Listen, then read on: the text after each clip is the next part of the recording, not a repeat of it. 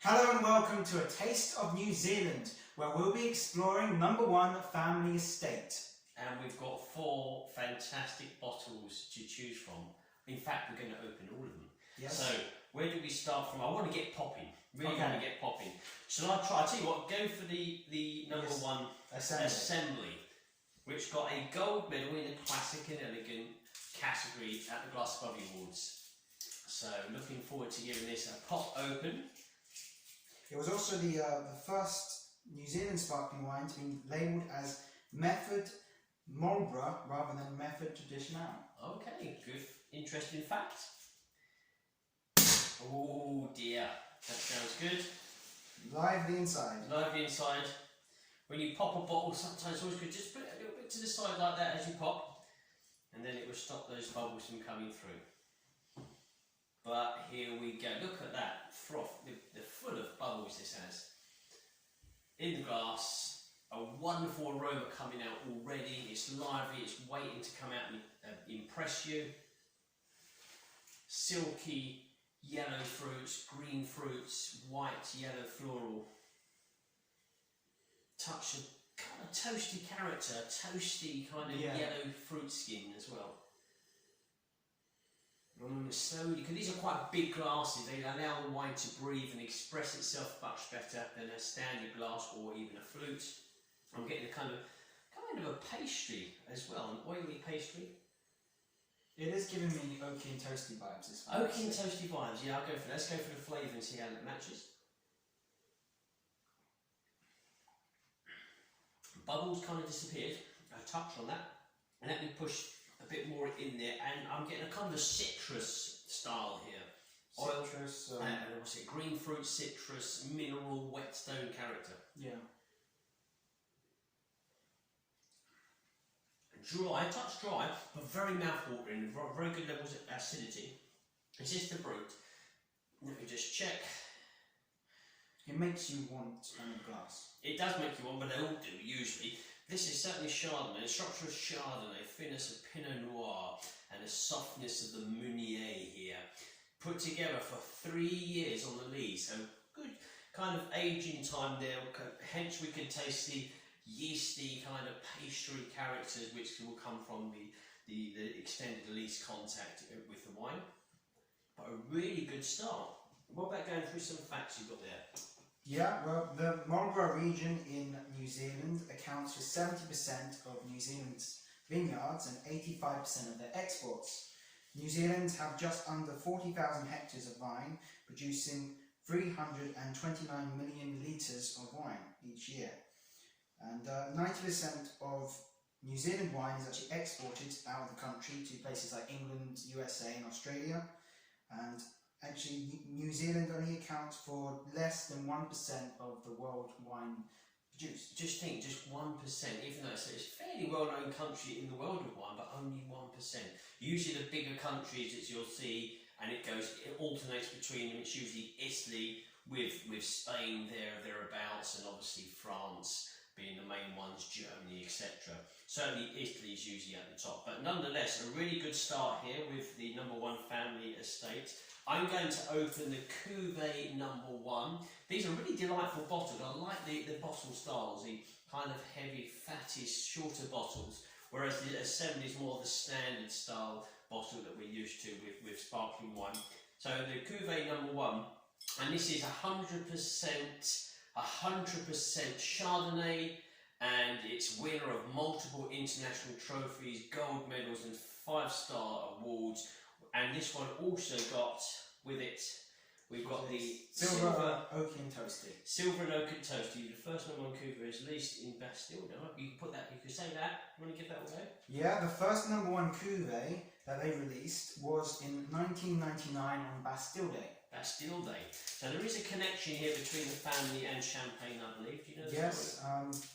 they moved over to New Zealand. They were very big on the traditional method. I think Daniel, the guy, was actually known as the crazy Frenchman by some people. The crazy Frenchman. So obviously the family is called Brun, B-R-U-N, so a French name as well. So there is a good bit of the Champagne kind of influence within the sparkling wine that they produce over in New Zealand now.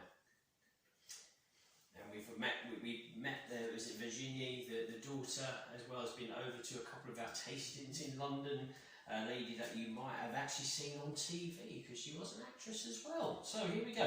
I'm going to pour myself a glass. I only poured Oliver one. So this is the Cuvee. So again, this is 100% Chardonnay grape, and this has had 2 years on the lease. So slightly less than the No.1 assembly there, assemble, but still a good 2 years of aging for a traditional method.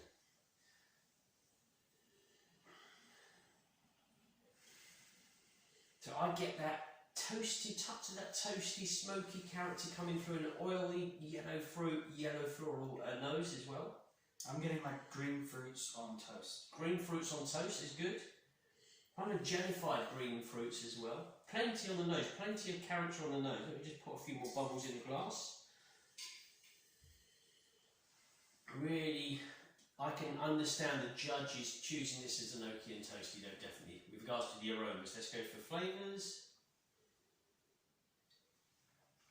A little bit different to the first one. It's a little bit sharper. It's a really good palate cleansing wine. Citrus, green zestiness, lime zest, a touch of that toasty, oaky, toasty, burnt charred oak flavours in there as well. I can see this pairing very well with certain foods. And a nice close is a citrus close as well. So very mouth-watering, almost an alpine freshness style close to the wine. Yeah. Right then, next bottle. I like the next bottle. Should we go for the No.1 Reserve? Yep. So nice bottle here. This, I think these are like a limited production. So 1,600 or so bottles, of which each one is numbered, which is quite a nice little detail to have on the bottle. Yeah, this one is 184 out of 1,680. There we go. And the last one we're going to do after that is again a method traditional, you know, the kind of Champagne Noir method. And this is going to be the rosé, so I'm looking forward to that. But first we must complete the reserve. Here we go. Now what did this one win here? This was the trophy in the Hint of Spice. Trophy winner, Hint of Spice category. Lovely bottle. I like the kind of the metal buckle they've got stuck to the front of the bottle. Gives it that bit of class. Yeah. If you like your branding, that is, I certainly do.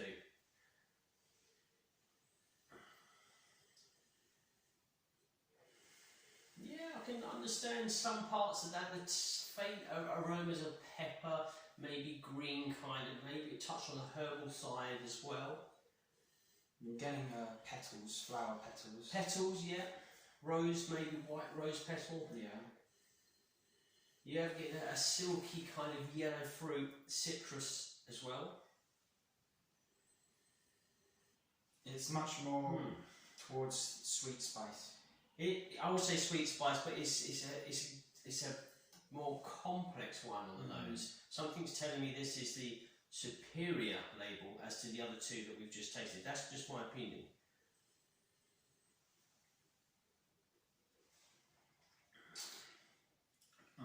Again, the aroma is very similar to the flavours. It's dry. I think this would still be a brut standard, but it's dry. It's got a lovely kind of kick of lemon zest, lime zest in there as well, with a very undertone of, say, woody kind of spices to me. That kind of forest floor mixed with a touch of spice. So, again, a wonderful palate cleansing wine, very fresh, very young tasting, but it tastes very classic and elegant in its own way. Tastes like quality. You feel, yeah, you're getting quality. You've paid a bit extra and you're getting the extra quality here. Really good, another great wine. So we're going to go to the fourth wine from No.1 Family Estate. This is an old friend of ours because this appeared many times in our awards, and each time it's done very well. I believe for 2 years running this won the trophy in the Sea Breeze category, and this is the No.1 Rosé. And let's just double check on here.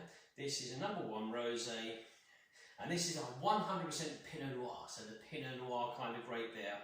Delicate salmon pink, tiny bubbles, balance of subtle cherry and almond hints. Oh my goodness, I need to open this bottle and relive those memories. Let's have a go. And what did that win this time, Oliver? It was again Sea Breeze Silver. Silver medal Sea Breeze. Okay, a touchdown on what it usually does. But the competition goes up each year, so the difficulty to win becomes harder. Here we go. And there's the final one of the tasting, which is the rosé. Here we go. So again, this is the Pinot Noir grape here, 100%. Method traditional. Let me just see if it's got any other information that I can share with you. No, that's about it. 12.5% alcohol we can add. And let's just give this a go on the nose. Silky, creamy, kind of green fruit and red berry fruit skins. Getting a bit of pastry as well. Pastry is coming through, kind of shortbread pastry,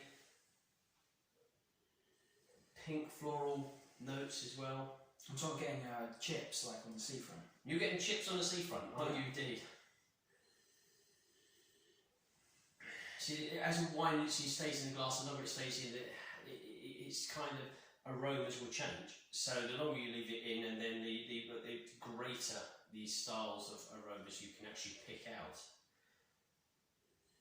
I've got a very weird creamy, salty aroma. I've got creamy saltiness as well now. Yeah, I can see that. It's not quite chips, I don't think, with the old vinegar and salt on, as we would have them in England, but I can understand.